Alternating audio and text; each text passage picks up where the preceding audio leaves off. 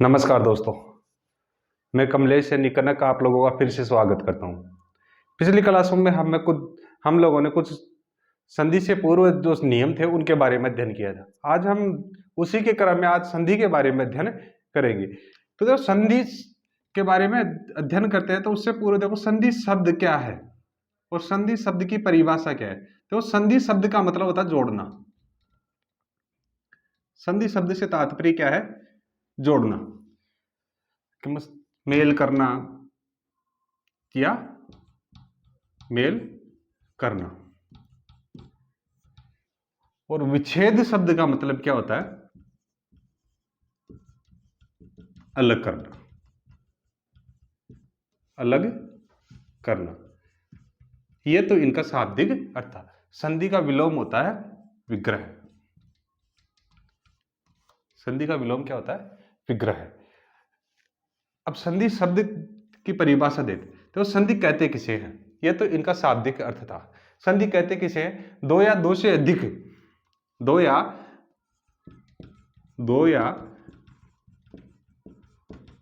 दो से अधिक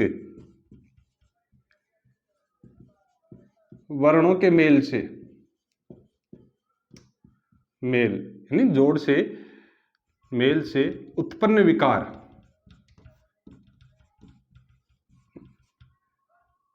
उत्पन्न विकार को क्या कहा जाता है? संधि कहा जाता है। यहां संधि दो या दो से अधिक वर्णों का मेल होगा और जहां मेल में विकार उत्पन्न होगा वह क्या कहलाता है? संधि कहलाता है। जैसे अपन एक शब्द देखते हैं, राम और अवतार। इसका मतलब होता है धन, यानी जोड़ना। तो राम धन अवतार। राम कोई भी व्यंजन होता है तो व्यंजन में स्वर का मेल होता है। तो मैं के अंदर किसका मेल है? ए का। और अवतार में ये अ है, यहां पर ए और ए मिलकर के क्या बनेंगे? आ बनेंगे। और शब्द क्या बन जाएगा? आ बनेगा। तो ये इसके अंदर चला जाएगा तो क्या बन जाएगा? रामावतार।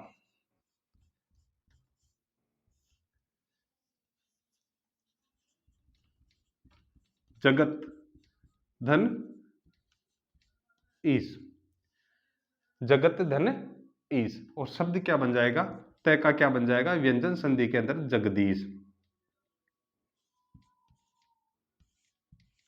शब्द क्या बन जाएगा? जगदीश। इसी प्रकार से यहां पर क्या होगा? तय का क्या हो जाएगा? द बन गया। तो इसी प्रकार से यहां पर तो वर्णों का मेल हो रहा है और मेल से यहां पर क्या हो रहा है? विकार उत्पन्न हो रहा है। यही क्या है? संधि है। संधि के तीन भेद हैं। कौन कौन से भेद हैं? पहला है स्वर संधि, दूसरा कौन सा है? व्यंजन संधि, और तीसरा है विसर्ग संधि। स्वर संधि में क्या होगा? स्वरों का मेल होगा, दोनों तरफ स्वर ही स्वर होंगे। व्यंजन में स्वर प्लस व्यंजन हो सकते हैं, या फिर व्यंजन प्लस व्यंजन हो सकते हैं, या फिर व्यंजन प्लस स्वर हो सकते हैं। यानी इसमें स्वर और व्यंजन दोनों का मेल होगा। और विसर्ग में क्या होगा? विसर्ग से विकार उत्पन्न होगा। विसर्ग के बाद में स्वर भी हो सकते हैं या फिर व्यंजन भी हो सकते हैं। संधि हमेशा तत्सम से तत्सम शब्दों में होगी, तत्सम से तद्भव शब्दों में होगी। यानी तद्भव तद्भव होगा, तत्सम तत्सम में होगा, उसी प्रकार से उनमें होगा। तत्सम का तद्भव में किसी प्रकार से संधि नहीं होगी। तो अब हम पढ़ते हैं सबसे पहले स्वर संधि, और स्वर संधि के अंतर्गत फिर उसका विभाजन करते हैं। तो स्वर संधि में क्या होता है? स्वर संधि में क्या होगा? स्वरों का मेल होगा। यहां पर स्वर मिलेंगे आपस में और स्वरों के मेल से उत्पन्न विकार होगा। स्वर संधि के यहां पर 5 भेद किए गए। सबसे पहली कौन सी है? दीर्घ संधि। फिर क्या है? गुण, वृद्धि, यण और अयादि। यह 5 प्रकार की स्वर संधियां है। दीर्घ संधि में क्या होगा? यहां पर चाहे दो ह्रस्व हो चाहे दीर्घ हो, दोनों मिलकर के समान ह्रस्व है ना, या दीर्घ, चाहे दोनों ह्रस्व हो चाहे दीर्घ हो, मिलकर के क्या बनेंगे, दीर्घ ही बनाएंगे। गुण संधि में ए, औ और अर का निर्माण होगा। यहां पर इन सभी के बारे में फिर विस्तार पूर्वक अध्ययन करेंगे। यहां पर इसके अंदर क्या होगा, ऐ का, इसके अंदर एक मात्रा का होगा, इसमें दो मात्रा का औ का होगा। यन के अंदर य, व और र बनेगा। अयादि के अंदर अय, अव, आय और आव बनेगा। तो ये इनके अंतर्गत फिर बनेंगे। तो अपन सबसे पहले देखते हैं दीर्घ संधि। दीर्घ संधि कहते किसे हैं? दीर्घ संधि किसे कहेंगे? दीर्घ यानी होता है बड़ा। यहां पर क्या होगा, दो ह्रस्व मिले चाहे दीर्घ मिले, है ना, और एक दीर्घ शब्द वर्ण का निर्माण करेंगे। यहां पर दो ह्रस्व स्वर मिले चाहे दीर्घ स्वर मिले, वहां पर जाकर के क्या बनाएंगे वो, जैसे अपन देखते हैं दीर्घ वर्ण का निर्माण करेंगे। जैसे अपन एक देखते हैं, विद्या प्लस आलय। यहां पर द के अंदर द और ये का योग है ये विद्या, इसमें द लंद और ये पूरा, और तब बनता है देह। और इसके देह के अंदर क्या मिला हुआ है, आ, और ये आगे भी क्या है, आ। समान वर्ण है, स्वर संधि का भेद है, और आ मिलकर के क्या बनाएंगे, आ का ही निर्माण करेंगे। और शब्द क्या बन जाएगा, विद्यालय। जैसे देव प्लस आलय, ये अ है और यहां आ है। भाई वह के अंदर को विश्लेषित करेंगे तो वह के को हलंत करते ही अ निकल गया, और अ और आ मिलकर के भी क्या बनाएंगे, आई बनाएंगे, और शब्द बन जाएगा देवालय। एक शब्द है रविंद्र, रवि प्लस इंद्र। तो देखिए ई छोटी है और ये ई, अब दोनों छोटी ई मिलकर के क्या बनाएंगे, बड़ी ई का बनाएंगे, और शब्द बन जाएगा रविंद्र। तो दीर्घ संधि में क्या होता है, चाहे ह्रस्व स्वर मिले चाहे दीर्घ स्वर मिले, एक दीर्घ शब्द दोनों मिलकर के दोनों में विकार उत्पन्न होने पर क्या बनेगा, एक दीर्घ वर्ण दीर्घ स्वर बनेगा। अब इसके बारे में इनके सभी के तीनों के उदाहरण देख लेते हैं। इसमें कौन कौन से उदाहरण बनेंगे, देखिए इसमें अ और आ के बाद में चाहे अ हो चाहे आ हो, दोनों का क्या बनेगा, आ बनेगा। ई और ई के मेल से, ई के बाद में चाहे ई ह्रस्व दीर्घ हो चाहे ह्रस्व हो चाहे दीर्घ हो, दीर्घ का ही निर्माण होगा।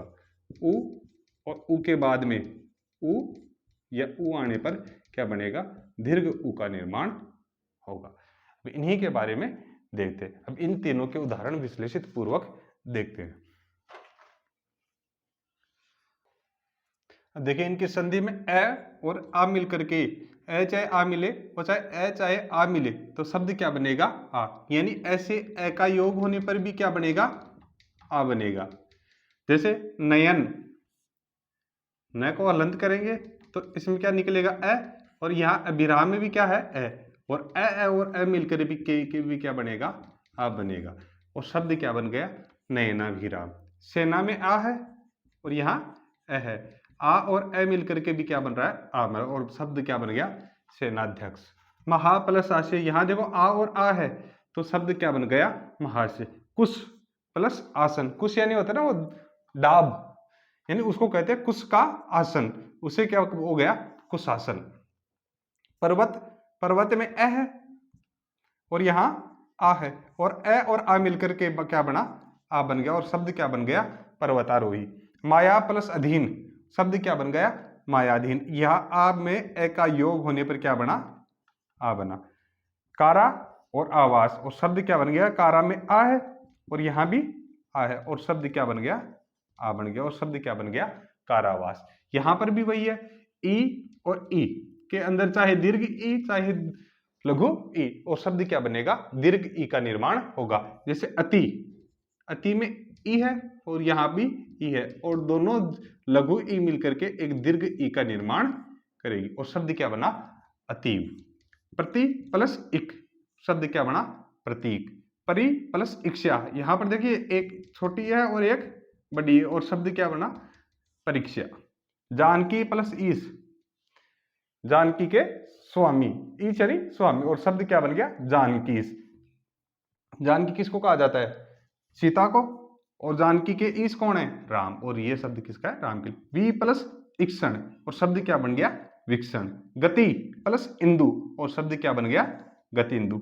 यहाँ ई है और यहाँ ई है, दोनों दीर्घ मिलकर के एक, दोनों लघु मिलकर के एक दीर्घ ई का निर्माण कर रहे हैं, और वही है उ, और उ के अंदर योग होने पर उ बनेगा।